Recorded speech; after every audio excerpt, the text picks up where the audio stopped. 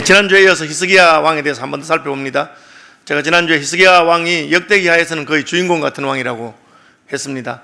다른 왕들은 한 장 정도의 분량을 할애해서 기록했는데 히스기야 왕은 자그마치 4장에 걸쳐서 기록하고 있습니다. 앞에 29장, 30장, 31장은 히스기야의 종교개혁과 하나님께서 그 종교개혁을 어떻게 받으시고 축복하신 그런 내용들이 기록되어 있습니다. 히스기야는 먼저 성전을 청결하게 하고 성전을 회복하게 하는 일을 했습니다. 또한 유월절을 지켰습니다. 그리고 백성들에게 11조를 내게 해서 레위지파와 제사장들이 제 직무를 감당할 수 있도록 그렇게 했습니다. 그것을 오늘 본문에서는 이 모든 충성된 일을 한 후, 이 모든 충성된 일을 한 후라고 기록하고 있습니다. 다시 말하면 히스기야의 이러한 종교개혁은 하나님께 대한 충성하는 마음에서 하나님을 생각하고 하나님께 충성한 것이었다, 그렇게 기록하는 것입니다. 또한 하나님은 히스기야의 한 일을 충성스럽게 보셨다, 그런 뜻입니다. 그럼 그 다음 무슨 말이 나오는 게 자연스럽겠습니까? 이 모든 충성된 일을 한 후에 하나님이 더 크게 복을 주셨다, 나라에 평안이 왔다, 그렇게 될 것 같은데 그렇게 되어 있지 않습니다. 이 모든 충성된 일을 한 후에 아수르 왕 사네립이 유다에 들어와서 견고한 성읍들을 향하여 진을 치고 쳐서 점령하고 잔지라. 전쟁이 시작되었다. 이 모든 충성된 일을 한 후에 왜 전쟁이 시작됩니까? 하나님이 왜 아수르를 막아주지 않으셨을까요? 하나님이 능력이 없는 것은 아닙니다. 하나님께서는 얼마든지 아수르를 막으실 수 있는 분이십니다. 그런데 히스기야가 이렇게 3장에 걸쳐서 충성된 모든 일을 했는데 이제 전쟁이 시작되었다, 그렇게 하고 있는 것입니다. 그것은 성경이 하나님의 역사를 운행하시는 방식을 정직하게 기록해야 되기 때문입니다. 우리가 기대하고 바라는 대로 좋은 것을 기대한다고 그렇게 희망사항을 기록해 놓은 책이 성경이 아닙니다. 성경은 실제적인 역사가 어떻게 진행되는지, 하나님의 역사를 어떻게 운행하시는지를 우리에게 보여주는 책이기 때문에 그렇습니다. 왜 그렇습니까? 하나님은 우리만 다스리시는 분이 아닙니다. 하나님은 이 온 우주의 하나님이십니다. 하나님은 믿는 자와 믿지 않는 자와 세계와 열방 전체를 통치하시고 이 우주와 역사를 주관하시고 진행하시는 분이시기 때문에 그렇습니다. 우리는 종종 역사가 나를 중심으로 돌아간다, 그렇게 생각하고 착각하는 경우가 있습니다. 그렇지 않습니다. 역사는 하나님을 중심으로 돌아갑니다.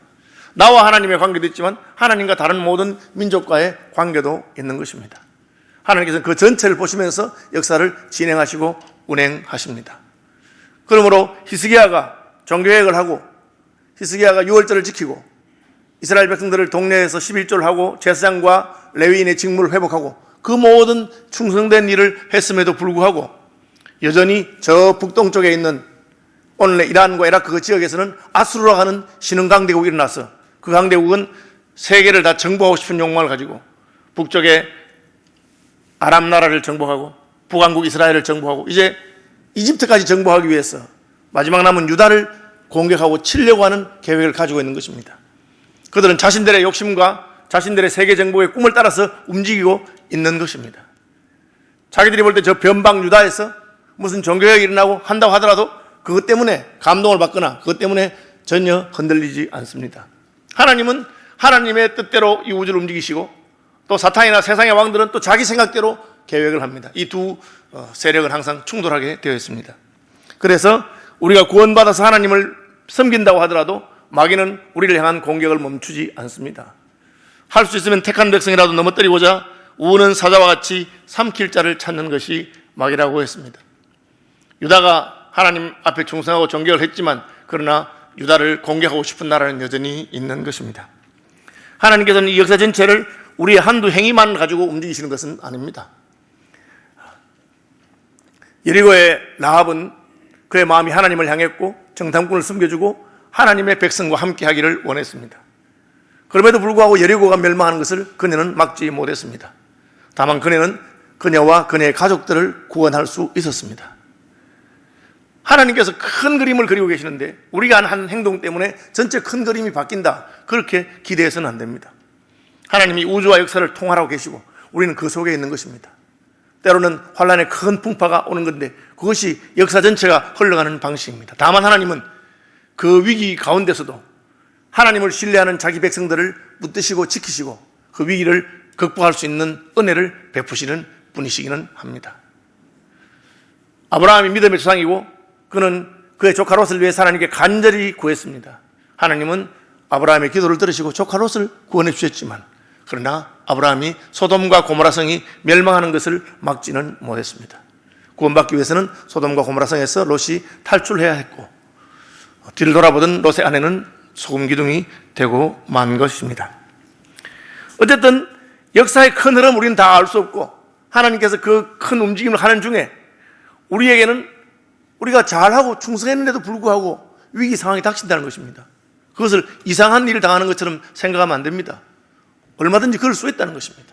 오히려 이러한 일이 닥치기 전에 하나님께서 유다와 히스기야를 불쌍히 여기셔서 하나님께로 돌아오게 하시고 종교회개를 하게 하시고 백성들이 마음이 하나님을 중심으로 뭉치게 하신 것이라고 생각해야 됩니다. 이것은 제 이야기 아니고 제 선배 목사님이 하신 이야기입니다. 연초가 되었는데 다 직원들이 휴가 가고 이분이 강로사 때 자기가 교회를 짓고 있는데 어떤 분이 교회 찾아오셨어요. 오셔가지고는 혹시 그 목사님이십니까? 제가 목사는 아니고 강로사인데, 예, 목사는 아니지만 교회 일하고 있는 강로사입니다. 그러면 예배를 인도할 수 있습니까? 왜요? 예, 저희 집안이 이제 예수를 믿으려고 결심을 하고 새해부터 예수 믿으려고 결심하고 목사님 모시고 예배 드리고 싶은데, 그래서 갔어요. 가보니까 친척들 다 모아놓고 이분들이 이제 새해부터는 우리가 예수 믿자, 그렇게 해서 가정 예배를 드리겠다고 한 거예요. 그래서 예배를 드렸습니다. 그리고는 그 길로 그분과 그의 가족들이 아주 열심히 교회 나오고 신앙생활을 충성스럽게 했습니다. 그러면 그 가정에 복이 와야 되는데 갑자기 그 결심하신 그분이 암이 걸린 거예요. 그러니까 이 목사님이 굉장히 마음이 부담이 됐어요. 새해부터 예수 믿으려고 결심했는데 예수 믿고 얼마 안 돼가지고 암이 걸리니까 얼마나 가정에 시험이 들겠는가. 자기를 생각할 때, 아니 예수 믿으려고 작정하고 내가 이렇게 가족들 다 모아서 교회로 왔는데 왜 이런 시험이 드느냐, 그런 생각이 안 생겼어요. 결국은 그분이 돌아가셨어요. 그러니까 이게 예수 믿고 암이 걸려 죽었으니까 또 얼마나 시험이 되겠는가, 그런 생각이 들 수 있는 상황입니다. 그런데 그분이 임종이 얼마 남지 않은 걸 아시고 목사님 불러서 다시 한번 임종 예배를 드려달라는 거예요. 자기가 도대체 무슨 말을 할까, 내가 가서 예수 믿어서 이렇게 어려움을 당했는데, 그런 생각하고 예배를 인도했는데 그분이 예배 끝나고 뭐라고 말씀하시냐면 이렇게 말씀하시는 거예요. 하나님 너무 감사하다고. 왜요? 하나님께서 내가 죽을 날이 얼마 남지 않은 것을 아시고, 내가 죽을 날이 얼마 남지 않은 걸 아시고 우리 가족을 구원하기 위해서 나를 사용하셔서 이렇게 다 예수 믿게 하셨다, 그렇게 말하는 거예요. 여러분, 관점이 다르잖아요. 그렇죠? 히스기야가 이렇게 충성된 일을 했음에도 불구하고 왜 전쟁이 났냐가 아닙니다. 이미 세계사의 큰 트러블, 아수르와 바벨론과 페르시아와 강대국들이 지금 그곳에서 일어나고 있습니다. 그것을 막을 수는 없습니다. 그리고 그 나라들은 자기들의 세력을 확장하기 위해서 시리아와 이스라엘과 유다와 이집트까지 공격해 갈 것입니다. 그 일이 일어납니다. 언젠가는 지금 이스라엘도 멸망할 것이고 유다도 멸망할 수밖에 없는 그런 상황입니다. 그런 상황 가운데 하나님은 유다와 예루살렘을 긍휼히 여기시고 히스기야를 보내셔서, 그리고 히스기야와 그 백성들이 종교개혁을 통해서 다시 한번 하나님께 돌아가도록 하셨어. 이 전쟁의 날에 미리 준비할 수 있도록 하신 것이다. 그것이 우리가 환난을 바라보는 관점이어야 합니다. 하나님께서 그렇게 하신 것입니다. 내가 잘했음에도 불구하고 전쟁이 난 것이 아니라 전쟁이 나는 날에, 전쟁의 날에 미리 마음의 준비를 갖추도록 그렇게 충성하고 하나님께 돌아오게 하신 것입니다. 과연 히스기야는 그렇게 했습니다. 그는 전쟁이 나자 하나님이 주신 지혜로 이 전쟁을 감당하게 됩니다. 하나님께서 우리에게 위기를 극복하게 하시는 여러 가지 방법이 있는데, 일반적인 방법은 하나님이 그것을 감당할 수 있는 힘과 지혜를 주시는 것입니다. 하나님 히스기야에게 지혜를 주셨습니다. 히스기야는 이 전쟁이 나자 사네립이 예루살렘을 치러 온 것을 보고 3절, 그의 방백들과 용사들과 더불어 의논했습니다. 혼자 하지 않았습니다. 왜? 이미 함께 하나님께로 돌아와서 함께 은혜를 받고 함께 기도하고 함께 하나님께 제사하는 신앙 공동체가 되었기 때문에 왕의 혼자 힘이 아니라 백성의 방백들과 지도자를 모아서 같이 의논했습니다. 이 위기를 어떻게 극복하면 좋을 것인가. 그리고 그들은 함께 몇 가지 방법을 찾았습니다. 첫째는 무엇입니까? 성 밖의 모든 물 근원을 막고자 하며 그들이 돕더라. 이것은 예루살렘 성 밖에 있는, 성을 포위할 것인데 성 밖에 있는 우물물을 다 메우자는 것입니다. 일종의 초토화 작전과 같은 것입니다. 이것은 전쟁이 오래 끌 때 공격하는 사람들이 물이 없으면 곤란을 겪게 만드는 그런 방식입니다.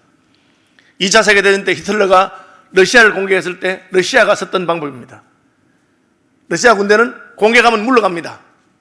근데 그냥 물러가지 않고 모든 곡식을 태워버리고 모든 우물에 독을 풀고 공격해도 거기서 현지에서 보급품을 얻지 못하도록 그렇게 만들었습니다. 그리고는 도망갑니다. 공격하면 또 도망갑니다. 땅이 넓으니까 계속 도망갑니다. 가면서 동네마다 우물물을 메워버리고 독을 풀고 그리고 곡식은 다 불태우고 그러니까 쫓아가는 사람들이 양식이 없으니까 쫓아갈 수가 없어요. 본국에서 양식을 가져와서 하려니까 시간이 점점점 길어지기 시작했습니다. 그러다가 혹독한 러시아의 겨울이 닥쳤습니다. 그래서 히틀러 군대는 물러갈 수밖에 없었습니다. 그것이 2차 세계대전에 히틀러가 패배한 결정적인 원인이 됩니다. 히스기야는 그런 전쟁을 하는 그런 군인 출신은 아니었지만 방백들과 용사들과 같이 모여서 초토화 작전하는 작전을 만들었습니다. 그래서 성 밖에 우물에 물을 막고 물길을 다 끊어가지고 더 이상 예루살렘 성벽 밖에서는 물을 구하기 힘들도록 만들었습니다. 아시는 대로 팔레스타인은 물이 귀한 곳입니다. 물이 없으면 오래 전쟁할 수가 없는 것입니다. 두 번째는 무엇입니까? 힘을 내어 5절 무너진 모든 성벽을 보수하여 망대까지 높이 쌓고 외성을 쌓고 다윗성의 밀로를 견고하게. 이 밀로는 히브리 말인데 밀로라고 하는 말은 성이라고 하는 말입니다. 그런데 아마 예루살렘 성의 작은 밖에는 외성이라서 고유명사를 그대로 이름을 썼는지 모르겠습니다. 어쨌든 성벽을 튼튼하게 했습니다. 이것은 무엇입니까? 수비 전략입니다. 우리가 공격해서 아수르 군대와 싸워서 이길 수는 없습니다. 그러나 예루살렘은 산성입니다. 견고한 성입니다. 이스라엘이 약속의 땅 가나안을 정복할 때도 예루살렘은 다윗 왕 때 와서야 완전히 정복했습니다. 왜? 그 성이 견고한 성이기 때문에. 여부스 족속이 살았는데 여부스 족속은 이 성에서는 소경이나 쩔룩발이라도 적의 용사들과 싸워서 이길 수 있다 그렇게 말했습니다. 워낙 산성이고 튼튼하기 때문에. 그러니까 히스기야와 그 백성들은 수비 전략을 했습니다. 우리가 나가서 공격하지 않는다. 우리는 우리의 생명을 지키고 우리의 믿음을 지키고 우리 얘기해서 견딘다. 누가 우리 견디는 거 보자. 그렇게 그런 작전을 썼습니다. 성공했습니다. 아수르 군대는 가는 곳마다 파죽지세로 적들을 무너뜨리고 성을 무너뜨리는데 예루살렘 성은 잘 무너지지 않는 것입니다. 마지막 작전은 무엇입니까? 마지막은 7절 백성들을 다 모았습니다. 성문 광장에 모으고 히스기야가 설교를 합니다. 너희는 마음을 강하게 하며 담대히 하고 아수르 왕과 그를 따르는 온 무리로 말미암아 두려워하지 말며 놀라지 말라. 우리와 함께 하시는 이가 그와 함께 하는 자보다 크니라. 이 무슨 말입니까?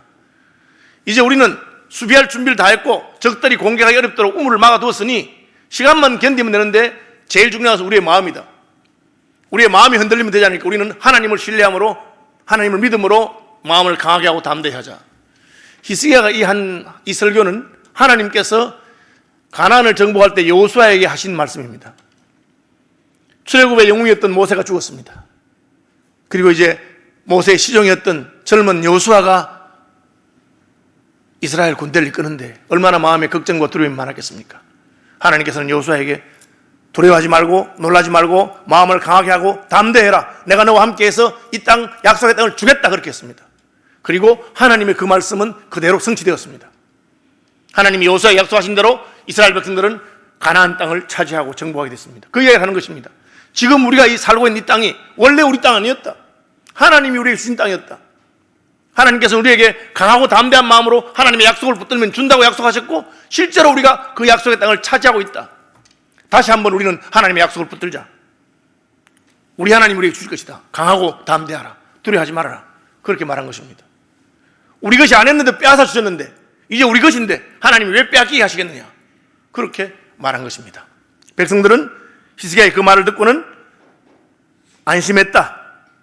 8절 그와 함께하는 자는 육신의 팔이요 우리와 함께 하신 이는 우리의 하나님 여호와시라. 반드시 우리를 도우시고 우리를 대신하여 싸우시리라 하며 백성이 유다왕 히스기야의 말로 말미암아 안심하니라. 이 세 가지입니다. 첫째는 적들에게 물을 공급하지 않는 것. 둘째는 성벽을 강하게 쌓고 무기를 준비해서 오랫동안 수비할 수 있는 준비를 한 것. 세 번째는 마음을 견고히 강하게 하고 담대해서 백성들의 마음이 하나 되게 한 것입니다. 그러니까 아수르 왕이 공격해도 안 되는 거예요. 두고 가야 되는데 애굽을 공격하기 위해서 가야 되는데 이거 두고 가려니까 뒤가 허전해서 뒤에서 공격하고 싶어서 불안한 거예요. 그래서 아수르 왕이 다른 전략을 세우기 시작합니다. 아수르 왕의 전략은 무엇입니까? 10절입니다. 아수르 왕 사네립이 9절 10절에 사신을 보냈습니다. 그 후에 아수르 왕 사네립이 그의 온 군대를 거느리고 라기스를 치며 그의 신하들을 예루살렘에 보내어 유다 왕 히스기야와 예루살렘에 있는 유다 무리에게 말하여 이르기를, 이제 말의 전쟁이 시작됐습니다. 그는 사신들을 보내서 말하기 시작합니다. 이번에 중국에서 사신이 왔죠. 왕이, 외교부장이 와서 우리나라 사람 말하고 있습니다. 미국 놈이 어지하지 말아라. 우리하고 친하게 잘 지내자. 뭐 그런 거겠죠. 그죠? 너 우리 말 안 들으면 우리 어렵게 할 거야. 그렇게. 아수르는 견고한 예루살렘 성을 흔드는 것이 어렵다는 걸 알았습니다. 예루살렘만 포위하고 있다는 무리 없어 죽을 걸 알았습니다. 그래서 그는 라기스라고 하는 남서쪽에 있는 다른 성을 정복하고 그리고 사신을 보내서 예루살렘에 있는 히스기야 왕과 백성들에게, 야, 빨리 항복해라. 너희들이 지금 포위당했어. 그 얘기를 하고 있습니다. 아수르 왕 사네립이 이같이 말하노라. 너희가 예루살렘에 애워사여 있으면서 무엇을 의뢰하느냐. 포위당해가지고 지금 뭐 하고 있네 지금. 우리가 너희 포위한 거 안 보여? 빨리 항복해라. 그렇게 말하는 것입니다. 포위당하면 항복해야 됩니까? 그 다음에 무슨 말입니까? 히스기야가 너희를 꾀어 이르기를, 우리 하나님 여호와께서 우리를 아수르 왕의 손에서 건져내시리라 하거니와 이 어찌 너희를 주림과 목마름으로 죽게 함이 아니냐. 너희들 조금 있으면 양식이 없어서, 우리가 포위했기 때문에 양식 떨어지면 굶어 죽어. 너희 목말라 죽을 거야. 우리가 포위하고 있어. 히스기야가 괜찮다고 하는 말인데 그 말 믿지 말아라. 그렇게. 다시 말하면 히스기야의 말을 믿지 않도록, 히스기야의 행동에 대해서 폄하합니다. 이 히스기야가 여호와의 산당들과 제단들을 제거하여 버리고 유다와 예루살렘에 명령하여 이르기를, 너희는 다만 한 제단 앞에서 예배하고 그 위에 분향을 하지 않느냐. 히스기야가 종교를 한 것을 폄하했습니다. 아니, 제단이 많으면 좋은데 왜 그거 다 없애고 꼭 성전에서만 해야 돼? 그 참 이상한 신이네. 우리는 그냥 오만 때만 돼서 다 그냥 우리 신을 섬겨. 히스기야가 한 업적을 폄하하고 그리고 히스기야와 백성들 사이를 이간질합니다. 그리고 위협합니다. 다시 말하면 말로 이스라엘 백성들의 믿음을 흔들고 떨어뜨리려고 한 것이죠. 여러분, 이것은 오래된 전략입니다. 사탄이 쓰는 오래된 전략입니다. 아수르 왕 사네립은 그가 여러 전쟁터에서 적을 물리쳐 보았기 때문에 예루살렘 성을 공격하는 것이 어려운 것을 알았습니다. 오래 버티고 있는 것도 힘든 걸 알았습니다. 그러니까 이제는 백성들의 마음을 흔들려고 한 것입니다. 사탄은 어떤 전략을 씁니까? 우리의 마음을 흔듭니다. 하나님의 약속의 말씀을 믿지 못하도록 합니다. 여러분, 아담 하와가 무엇을 범죄했습니까? 선악과를 따먹었죠. 왜 따먹었습니까? 사탄의 말을 듣고 따먹었습니다. 사탄이 뭐라고 말합니까? 에덴에 있는 모든 나무의 열매를 먹지 말라 하셨나? 하나님 그런 말 한 적이 없습니다. 아니, 먹어도 된다 했는데 다만 동산 중앙에 있는 선악을 알게 하는 나무 열매는 먹지 말라고 하셨어. 그거 먹으면 죽는다고 하셨어. 그러니까 죽기는, 아니 열매를 먹는데 왜 죽어? 그거 먹는 건데 절대 안 죽어. 하나님 죽는다고 했는데 무슨 이야기 하는 거야? 너희가 그 열매를 먹으면 하나님처럼 똑똑해질 거야. 하나님처럼 될까 싶어서 하나님이 못 먹게 한 거야. 그래, 거짓말 했습니다. 그런데 그 거짓말을 듣고 그런가? 하나님의 약속의 말씀에 대한 의심이 들어왔습니다. 여러분, 아담 하와가 잘못한 것은 불순종 이전에 불신앙입니다. 하나님 약속의 말씀을 믿지 않게 한 것이죠. 이것이 바로 말의 전쟁입니다. 우리가 예배하면서 하나님 말씀을 듣고 성경 읽으면서 하나님 말씀을 듣고 성경 공부하면서 말씀 배워갈 때 우리 믿음이 자라납니다. 믿음은 들으면서 나기 때문입니다. 들으면 예수 그리스도의 말씀으로 말미암기 때문입니다. 너희가 무엇을 듣는가 주의하라, 그렇게 말했습니다. 사탄은 딴 이야기를 합니다. 무슨 하나님 말씀을 믿어? 히스기야 순 거짓말장이야. 히스기야 말 믿다가 너는 굶어 죽을 거야. 지금 포위당한 게 안 보여? 그렇게 말하고 있습니다. 그러니까 백성의 마음이 흔들리는 것이죠. 여러분, 영적인 전투가 말로부터 시작되어 알아야 됩니다. 나중에는 히브리 말로 외치도록 합니다. 그 사람들이 와서 히브리 말로 막 떠듭니다. 왜? 갈대아를 쓰지 않고, 그 당시에 표준어인 갈대아를 쓰지 않고 히브리 말로 떠들면 백성들이 바로 알아듣는다는 거죠.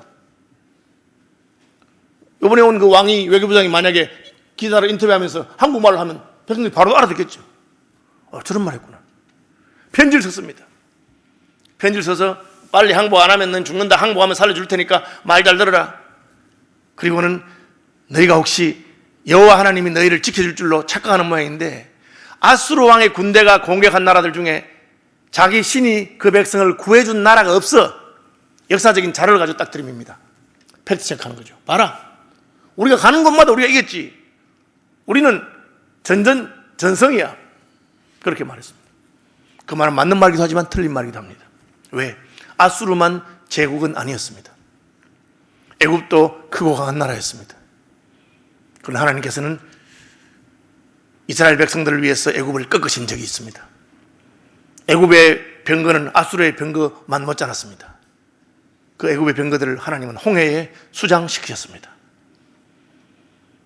바로가 하나님 말씀을 거역하고 고집을 부릴 때 하나님께서는 하룻밤에 애굽의 모든 장자들을 죽이시고 바로의 고집을 꺾었습니다. 그런 일도 있습니다. 그러나 자기에게 불리한 이야기는 하지 않습니다. 여호와 하나님이 어떻게 아수르의 군대의 손에서 너희를 건지겠느냐? 못 건진다. 그러면서 자기들이 정복했던 나라들을 열겠습니다. 그러나 그 정복했던 나라들의 신은 참 신이 아니었습니다. 백성들의 마음이 흔들리기 시작합니다. 사신이 와서 왕을 믿지 말아라, 하나님을 믿지 말아라. 우리가 포위하고 있는 것이 보이지 않느냐? 다른 나라들이 다 망했으니까 이번엔 너희 차례다. 항복하면 살려주지만 항복하지 않으면 다 죽을 거야. 그렇게 두렵게 만들었습니다. 여러분, 우리가 위기의 때에 누구의 말을 들을 것인가를 잘 생각해야 됩니다. 하나님 말씀을 듣는 자는 흔들리지 아니하고 하나님을 신뢰하게 됩니다.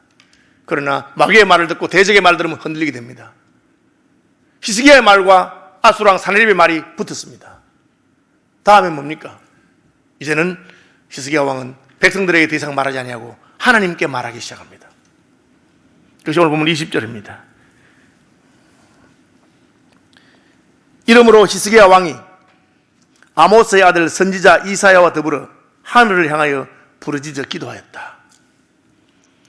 그는 하나님 주신 지혜와 힘으로 할 수 있는 걸 다 했습니다. 우물물을 메우고 물건을 막고 초토화 작전을 썼습니다. 성벽을 견고하게 하고 무기들을 준비하고 할 수 있는 준비를 다 했습니다. 백성들을 모아서 믿음의 말을 했습니다. 백성들이 그 말을 듣고 안심했는데 아수르 왕이 흔들기 시작했습니다. 그러니까 이제는 하나님께 나가서 부르셨습니다. 여기 나오는 이사야는 이사야를 쓴 그 이사야입니다. 오늘 본문에 나와 있지 않지만 이 같은 사건을 기록한 열왕기와 이사야를 비교해서 본다면 히스기야는 성전에 가서 기도한 것으로 되어 있습니다. 이사야와 같이 기도합니다. 이사야는 자기 집에서 기도하고 히스기야는 성전에 가서 기도합니다. 기도하면서 아수르 왕 사네립이 보냈던 그 편지, 그의 외교 문서, 빨리 항복해라, 너희 하나님이 너희를 지키지 않는다, 그것을 들고 왔습니다. 그리고 딱 놓고 하나님 앞에 기도합니다. 하나님, 우리는 약한 나라고 아수르는 강한 나라이기 때문에 약한 나라가 강한 나라에게 수치를 당하고 내가 나라를 강하게 못 만들어서 이런 부끄러움을 당하는 것은 이해가 됩니다. 그러나 이놈이 나만 무시한 것이 아니고 우리가 섬기는 만군의 하나님 여호와를 무시한 것을 보시옵소서. 하나님께서 우리나라를 지킬 힘이 없다고 말합니다. 하나님, 자기들의 군대 앞에서 자기 백성을 지켜준 신이 없다고 말합니다. 그 우상들과 하나님을 같이 놓고 하나님을 비난하는 것을 보십시오 하고는 부르셨습니다. 하나님은 그 기도를 들었습니다. 그리고 하나님이 개입하셨습니다. 일반적으로 하나님께서는 우리가 위기를 당할 때 우리에게 힘을 주시고 지혜를 주셔서 감당할 수 있도록 하십니다만 때로 하나님이 직접 개입하시기도 하십니다. 그게 홍해를 가르고 애굽의 병거와 마병을 홍해에 수장하신 것은 하나님의 직접적인 개입이셨습니다. 광야에서 지친 이스라엘 군대를 승리할 수 있도록 손을 들기만 하면 여호수아의 군대가 아말렉 군대를 물리치게 하신 것도 하나님이 개입하신 것입니다. 하늘에 태양이 지지 않도록 하셔서 하나님께서는 성을 무너뜨리고 정복하게 하셨습니다.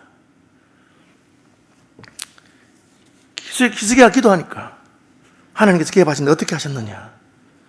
너무 재미있어요. 21절, 여호와께서 한 천사를 보내셨어요. 근데 한 천사라, 한 명 보낸, 한 명. 여호와께서 천사 한 명을 보냈어요. 많이 필요 없다. 천사 하나를 보내어서 아수르 왕의 진영에서 모든 큰 용사와 대장과 지휘관들을 멸하신지라. 이 말은 뭡니까? 비실비실하는 병사들을 만나놓고 다 박살냈다는 거예요. 천사 하나가 왔는데 몇 명이 죽었느냐? 열왕기에는 18만 5천 명이 죽었다고 되어 있습니다. 역대기에 따르면 큰 용사, 싸움 잘하는 용사들, 지휘관들, 대장들 다 죽었습니다. 아침에 자고 일어나 보니까 18만 5천 명이 송장이 됐어요. 천사 하나가 그렇게 했습니다. 과거 애굽에서 하나님께서 6월절 날 밤에 죽음의 천사 하나를 보내가지고 온 애굽이 초상집이 되도록 만들었습니다. 하나님이 개입하신 것이죠. 큰 소리 치던 아수르 왕 사네립은 아침에 일어나 보니까 쫄개들 만나고 다 죽었습니다. 어떻게 하겠습니까? 할 수 없이 철수했습니다. 철수했는데 어떻게 됐습니까? 고국으로 돌아가니까 기다리고 있던 아들들이, 자기 몸에서 난 자가, 아들들이 아버지를 죽였습니다. 그리고 정권이 무너졌습니다. 왜 그런 일이 있었을까? 아수르 왕 사네립이 말하기를 하나님 믿지 마라 그렇게 말했기 때문에, 너희 하나님 여호와를 믿을 수 없다. 하나님을 어떻게 믿느냐? 우리 군대를 봐라. 우리 군대 앞에 늘 지키지 못한다. 그렇기 때문에 하나님께서 그 군대를 꺾으셨습니다. 뭐? 나를 믿지 말고 너희 군대를 믿으라고? 하룻밤 자고 나니까 천사 한 명에 의해서 군대의 용사들과 대장들과 방백들이 다 죽게 만드셨습니다. 왜 자기 아들에게 죽게 만듭니까? 왕이 나라를 비워놓고 왜 전쟁터 나갑니까? 아들들이 있으니까. 우리 아들들에게 나라를 맡겨놓고 전쟁을 나간 겁니다. 내 아들들이니까. 근데 그 아들들이 아버지가 돌아오니까 죽였습니다. 누가 믿을 수 없는 자입니까? 하나님을 믿는 것이 옳았습니까? 자기 아들들을 믿고 군대를 믿었던 것이 옳았습니까? 그것을 하나님이 보여준 겁니다. 너 이스라엘 백성들에게, 나를 믿는 이스라엘 백성들에게, 나를 믿는 유다 백성들에게 하나님 믿지 말라고 했냐? 그래, 내가 네가 믿는 아수르의 군대 18만 5천과 네가 믿고 떠나왔던 아들들이 너를 죽이게 하겠다. 그 결과입니다. 여기서 끝났으면 얼마나 좋았겠습니까? 아수르가 물러가자 주변의 모든 나라들이 놀라고 히스기야의 명예와 이름은 하늘 높이 올라가고 많은 나라에서 아수르 군대를 물리친 하나님, 여호와 하나님께 예물을 가져오고, 예물을 가져오면서 보물을 들고 와서 왕에게도 보물을 줬어요. 그래서 27절 히스기야의 부와 영광이 지극한지라. 그죠?